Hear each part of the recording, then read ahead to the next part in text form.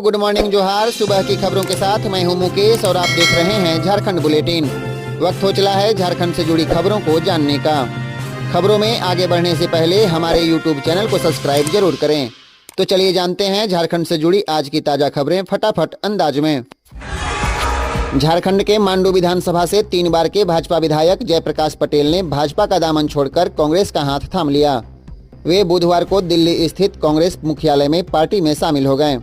इस दौरान कांग्रेस के प्रदेश अध्यक्ष राजेश ठाकुर, कांग्रेस विधायक दल के नेता आलमगीर आलम और पवन खेड़ा मौजूद थे। पार्टी कार्यालय में झारखंड प्रभारी गुलाम अहमद मीर ने जेपी पटेल को कांग्रेस की सदस्यता ग्रहण कराई।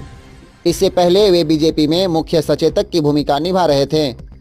कांग्रेस में शामिल होने के बाद जेपी पटेल ने कहा कि मैं भाजपा के विचारों से संतुष्ट नहीं था। उन्होंने कहा कि आज मैं गर्व के साथ कह सकता हूं कि राहुल गांधी के नेतृत्व में इंडिया गठबंधन जो दौड़ रहा है उसका परिणाम 2024 में हम दिखाएंगे। अब खबर ये भी आ रही है कि झारखंड के पूर्व मंत्री और मधुपुर से भाजपा विधायक रहे राज परिवार कांग्रेस में शामिल हो सकते हैं। कांग्रेस उन्हें गोड्डा लोकसभा सीट से चुनाव लड़वा सकती है। राज परिवार लंबे समय से भाजपा से नाराज चल रहे हैं। लोकसभा चुनाव 2024 से पहले भारतीय जनता पार्टी को जोरदार झटका देने के बाद कांग्रेस पार्टी ने झारखंड मुक्ति मोर्चा, आरजेडी और भारतीय कम्युनिस्ट पार्टी के साथ गठबंधन और सीट शेयरिंग करने में सफल हो गई। रिपोर्ट के अनुसार झारखंड में कुल 14 लोकसभा सीटें हैं। झारखंड विधानसभा में बड़े भाई की भूमिका निभा रहा झारखंड मुक्ति मोर्चा लोकसभा चुनाव में छोटे भाई की भूमिका में आ गया। कांग्रेस यहां बड़े भाई की भूमिका में है और 14 लोकसभा सीटों में से सबसे ज्यादा 7 सीट पर कांग्रेस पार्टी चुनाव लड़ेगी। झारखंड मुक्ति मोर्चा 5 लोकसभा सीट पर चुनाव लड़ेगी। वहीं राष्ट्रीय जनता दल और भारतीय कम्युनिस्ट पार्टी के खाते में एक सीट हाथ में आई है। झारखंड हाईकोर्ट से कांग्रेस के पूर्व राष्ट्रीय अध्यक्ष राहुल गांधी को बड़ी राहत मिली। हाईकोर्ट ने उनके खिलाफ चाईबासा सिविल कोर्ट द्वारा जारी किए गए गैर जमानती वारंट पर 1 महीने के लिए रोक लगा दी है। हाईकोर्ट के न्यायाधीश जस्टिस राजेश कुमार की कोर्ट में राहुल गांधी की याचिका पर सुनवाई हुई।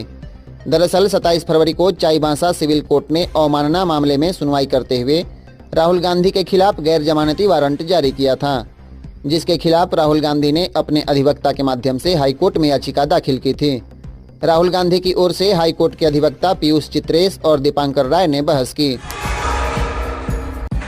उत्तर प्रदेश के 2 ड्रग तस्करों को झारखंड में 20-20 साल की सश्रम कारावास की सजा सुनाई गई। साथ ही उन पर जुर्माना भी लगाया गया। पलामू जिला व्यवहार न्यायालय के जिला व सत्र न्यायाधीश एवं एनडीपीसी एक्ट के विशेष जज नीरज कुमार श्रीवास्तव की अदालत ने ड्रग की तस्करी करने वाले 2 लोगों को यह सजा सुनाई। जुर्माने की राशि नहीं भरने पर दोषी करार दिए गए व्यक्ति को 6 माह अतिरिक्त जेल की सजा भुगतनी पड़ेगी। इस मामले में डाल्टनगंज सदर थाना के तत्कालीन थाना प्रभारी गौतम कुमार ने उत्तर प्रदेश के सहारनपुर थाना अंतर्गत रमजानपुर निवासी ट्रक ड्राइवर मोहम्मद फैजान और वहीं के निवासी ट्रक मालिक शहजाद के विरुद्ध नामजद प्राथमिकी दर्ज कराई थी। सदर थाना कांड संख्या 40/2023 दिनांक 14 अप्रैल 2023 को नारकोटिक्स एक्ट की धारा 15 व 22 के तहत प्राथमिकी दर्ज की गई थी। अभियुक्तों पर आरोप था कि 14 अप्रैल 2023 को इस केस के सूचक गौतम कुमार चियाकी चेक पोस्ट के पास वाहन चेकिंग कर रहे थे। इसी दौरान ड्रग के साथ एक ट्रक को जब्त किया गया था। खबरों में आगे बढ़ने से पहले हमारे यूट्यूब चैनल को सब्सक्राइब जरूर करें। रांची के राजकुमार और इंडियन क्रिकेट टीम के पूर्व कप्तान महेंद्र सिंह धोनी के साथ हुई धोखाधड़ी मामले को कोर्ट ने संज्ञान में ले लिया। उन्हें अरक्का स्पोर्ट एंड मैनेजमेंट लिमिटेड के मालिक और MS धोनी के मित्र रहे मिहिर दिवाकर ने धोखा दिया था, जिससे लेकर महेंद्र सिंह धोनी ने रांची सिविल कोर्ट में याचिका दायर की थी। आज कोर्ट ने इस मामले पर संज्ञान लिया। इसके साथ ही अब कोर्ट आरोपी मिहिर दिवाकर और उनकी पत्नी सौम्या विश्वास को समन जारी करेगी। महेंद्र सिंह धोनी की ओर से दायर केस में मिहिर पर बिजनेस पार्टनर के रूप में 15 करोड़ की गड़बड़ी करने की बात कही गई है। धोनी की ओर से रांची के सिविल कोर्ट में मिहिर दिवाकर और उनकी पत्नी सौम्या दास पर धोखाधड़ी करने का केस किया गया है। खबरों में आगे बढ़ने से पहले हमारे यूट्यूब चैनल को सब्सक्राइब जरूर करें। बिहार लोक सेवा आयोग शिक्षक बहाली परीक्षा पेपर लीक मामले में बड़ा खुलासा हुआ है। इस मामले में गिरफ्तार मास्टरमाइंड विशाल कुमार चौरसिया ने आर्थिक अपराध इकाई पूछताछ में कबूला है कि कोलकाता स्थित प्रिंटिंग प्रेस के कुछ कर्मियों की मदद से उसने बीपीएससी टीआरई 3 के तीसरे चरण का प्रश्न पत्र लीक किया था। उसने बताया कि बीपीएससी टीआरई का प्रश्न पत्र उसने पेन ड्राइव में लिया था। इसके बाद इसका प्रिंट आउट निकलवाया, इसलिए छात्रों के पास से बरामद प्रश्न पत्र में सुरक्षा कोड या बार कोड नहीं थे। विशाल चौरसिया ने पूछताछ में यह भी बताया कि पेपर लीक करने में अजय पासवान, सुचित्रम पासवान, विनोद कुमार कुशवाहा और पवन कुमार राजपूत ने उनकी मदद की थी। ईओयू की पूछताछ में विशाल कुमार चौरसिया ने यह भी कबूला है कि दिल्ली पुलिस दरोगा भर्ती और बालासोर में जूनियर इंजीनियर परीक्षा का प्रश्न पत्र भी उसने अपने साथियों के साथ मिलकर लीक किया था और दोनों मामलों में वह जेल भी जा चुका है। बालासोर जेल में उनकी मुलाकात कोलकाता के वीरेंद्र सिंह, पार्थो सेन गुप्ता, कौशिक समेत अन्य लोगों से हुई थी, जिन्होंने इस बार कोलकाता प्रेस से पेपर लीक करने में उनकी मदद की। झारखंड के लातेहार सिविल कोर्ट में वर्ष 2022 में टाना भगत और आदिवासी समुदाय द्वारा घेराव और पुलिस पर हमले के आरोपी परमेश्वर टाना भगत को बेल देने से हाईकोर्ट ने इनकार कर दिया है। इस केस में अखिल भारतीय टाना भगत समिति के सचिव बहादुर टाना भगत और संगठन के नेताओं राजेंद्र टाना भगत, मनोज कुमार मिंज, धर्मेंद्र भगत, धनेश्वर टोप्पो और अजित मिंज को इस केस में नामजद किया गया है। हाईकोर्ट के न्यायाधीश जस्टिस संजय कुमार द्विवेदी की कोर्ट में आरोपी की बेल पर सुनवाई हुई।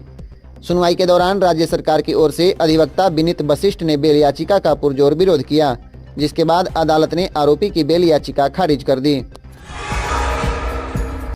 प्रवर्तन निदेशालय यानी ईडी ने हटिया डीएसपी प्रमोद कुमार मिश्रा से 9 घंटे तक पूछताछ की।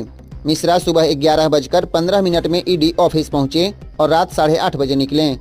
साहिबगंज में 1250 करोड़ के अवैध पत्थर खनन और बरहरवा टोल प्लाजा टेंडर विवाद में 24 घंटे में ही सुपरविजन करते हुए मंत्री आलमगीर आलम और पंकज मिश्रा को क्लीन चिट देने के मामले में उनसे सवाल पूछे गए। इस दौरान ईडी अधिकारियों ने अवैध खनन मामले में अहम गवाह रहे विजय हांसदा को गवाही से मुकरने के मामले में भी डीएसपी से कई सवाल पूछा गया। ईडी ने जानना चाहा कि अवैध खनन और विजय हांसदा को मदद करने के बदले उन्हें क्या फायदा हुआ, किसके दबाव में यह किया गया। इसके अलावे अवैध पत्थर खनन मामले में उन्होंने बरहरवा के एसडीपीओ रहते हुए कितनी कार्रवाई की, शिकायत आने के बाद भी कार्रवाई क्यों नहीं किया गया। हालांकि प्रमोद ने बरहरवा टोल प्लाजा टेंडर विवाद, अवैध खनन सहित अन्य मामलों को काफी पुराना बताते हुए कहा कि किसी के दबाव में कुछ नहीं किया गया, तब क्या हुआ था यह पूरी तरह अब याद नहीं है। पलामू में पुलिस को भारी मात्रा में विस्फोटक एक पुल के नीचे से मिला है। इस मामले में एक व्यक्ति को गिरफ्तार किया गया। पुलिस को ग्रामीणों से सूचना मिली थी कि सतबरवा थाना के मुरमा गांव में मलय डैम रोड इलाके में पुल के नीचे लैंडमाइंस रखा हुआ है। लैंडमाइंस का तार बाहर दिख रहा था। इस सूचना पर पुलिस बम निरोधक दस्ते के साथ मौके पर पहुंची तो पुल के नीचे से non electric detonator 18 piece, electric detonators 9 piece, 2 kilo electric तार, पावर ब्लास्ट एक्सप्लोरर 200 सिट्टी 1 पीस और एक टेरस्टर पुलिस ने जब्त किया है। छानबीन में पता लगा कि इलाके में संचालित एजीआर स्टोन माइंस में ब्लास्टिंग के लिए विस्फोटक का उपयोग होता है। इसी माइंस का विस्फोटक पुल के नीचे रखा गया था। इस तरह लापरवाही से विस्फोटक सामग्री रखना खतरनाक हो सकता था। इस मामले में माइनिंग कंपनी के सुपरवाइजर वीरेंद्र कुमार सिंह को गिरफ्तार किया गया है। गिरफ्तार सुपरवाइजर माइंस संचालन के कार्यों को देखता था। वह पांकी के कुशडी गाँव का रहने वाला है। लातेहार पुलिस ने भारी मात्रा में डोडा का खेप बरामद किया। पुलिस ने एक ट्रक यूपी 30T5705 में लदा 1644 किलो डोडा बरामद किया है, जिसकी कीमत बाजार में 33,88,000 रुपए है। पुलिस ने एक चालक को गिरफ्तार कर इस मामले में जेल भेज दिया। गिरफ्तार चालक राजवीर सिंह पिता स्वर्गीय शशि कुमार सिंह उत्तर प्रदेश का रहने वाला है। बरामद डोडा को उत्तर प्रदेश ले जाया जा रहा था। इसकी जानकारी बरवाडी एसडीपीओ वेंकटेश कुमार ने बताया कि पुलिस अधीक्षक अंजनी अंजन को गुप्त सूचना मिली थी कि एक ट्रक में लोड कर भारी मात्रा में डोडा यूपी ले जाया जा रहा है। इसके बाद मंगलवार की रात में मनका थाना क्षेत्र के रांची डाल्टनगंज NH 39 सड़क पर वाहन चेकिंग अभियान चलाया गया, जिसमें उस ट्रक को रोका गया। ट्रक की जब तलाशी ली गई तो उसमें भारी मात्रा में डोडा बरामद किया गया। प्रमोशन में SC/ST को आरक्षण देने के मामले में झारखंड हाईकोर्ट ने बड़ा फैसला सुनाया। Acting chief justice S Chandrashekhar व जस्टिस नवनीत कुमार की खंडपीठ ने कहा कि राज्य सरकार का 31 मार्च 2003 को जारी संकल्प अब प्रभावी नहीं रहेगा। जब तक सरकार सुप्रीम कोर्ट के S नागराज व जनरल सिंह के मामले में जारी गाइडलाइन के मुताबिक नियमावली नहीं बना लेती, तब तक प्रमोशन में आरक्षण पर रोक रहेगी। 6 मार्च को सुनवाई पूरी होने के बाद कोर्ट ने फैसला सुरक्षित रख लिया था। आपको बता दें, M नागराज और जनरल सिंह के मामले में सुप्रीम कोर्ट ने संविधान के 85वें संशोधन को सही माना था। कहा था कि सभी राज्यों को इसको लेकर नियमावली बनानी होगी। सुप्रीम कोर्ट ने स्पष्ट किया था कि अगर किसी कैडर के प्रोन्नति वाले पद पर SC/ST की उपयुक्त भागीदारी है तो उन्हें प्रोन्नति में आरक्षण दे सकते हैं। यह मामला वर्ष 2003 से लंबित है। रांची महाधर्म प्रांत के नए आर्च बिशप विसेंट आइंद का भव्य प्रतिष्ठापन समारोह लोएला ग्राउंड में हुआ। रांची महाधर्म प्रांत के पूर्व आर्च बिशप फेलिक्स टोप्पो ने बिशप आइंद को औपचारिक तौर से रांची महाधर्म प्रांत के आर्च बिशप के रूप में प्रतिष्ठापित कर रांची की कलीसिया की पूर्ण जिम्मेदारी सौंपी। पवित्र अनुष्ठान की शुरुआत रांची के पूर्व आर्च बिशप फेलिक्स टोप्पो ने की। इसके बाद उन्होंने बिशप आइंद को रांची महाधर्म प्रांत के सिंहासन पर प्रतीकात्मक रूप से बैठाया और मेषपालीय दंड सौंपकर रांची महाधर्म प्रांत की संपूर्ण कलीसिया की जिम्मेदारी सौंपी। इसके बाद आर्च बिशप ने पवित्र मिस्सा अनुष्ठान की अगुवाई की। आर्च बिशप विसेंट आइंद ने अपने धर्मोपदेश में कहा कि पिता ईश्वर की इच्छा पूरा करने से हम प्रभु के करीबी रिश्तेदार बन जाते हैं। झारखंड में मौसम विभाग ने बारिश का येलो अलर्ट जारी किया है। कई जिलों में आज तेज हवा के साथ बारिश हो सकती है। आकाशीय बिजली और ओले गिरने की भी संभावना जताई गई है। झारखंड में एंटी साइक्लोन फ्लो और एक टर्फ है जिसका असर इन दिनों दिख रहा है। इसी की वजह से राज्य में बारिश का असर है। झारखंड में पिछले 2 दिनों से मौसम ने अपना मिजाज बदला। मौसम विभाग ने होली तक मौसम पूरी तरह शुष्क रहने का अनुमान लगाया है। 21 से ही मौसम में बदलाव नजर आने लगेगा और 22 मार्च से इसका असर दिखेगा। झारखंड विधानसभा में अवैध नियुक्ति की जांच की मांग के लिए दाखिल जनहित याचिका पर हाईकोर्ट में सुनवाई हुई। इस दौरान अदालत ने राज्य सरकार को यह निर्देश दिया है कि इस मामले की अगली सुनवाई में जस्टिस विक्रमादित्य कमेटी की रिपोर्ट और जस्टिस SJ मुखोपाध्याय कमेटी की रिपोर्ट कोर्ट के समक्ष प्रस्तुत की जाए। इसके बाद अदालत ने इस मामले की अगली सुनवाई की तारीख 20 अप्रैल निर्धारित कर दी। विधानसभा की ओर से अधिवक्ता अनिल कुमार ने बहस की। रिपोर्ट के अनुसार झारखंड विधानसभा में अवैध नियुक्ति की जांच की मांग के लिए शिवशंकर शर्मा ने जनहित याचिका दाखिल की गई है।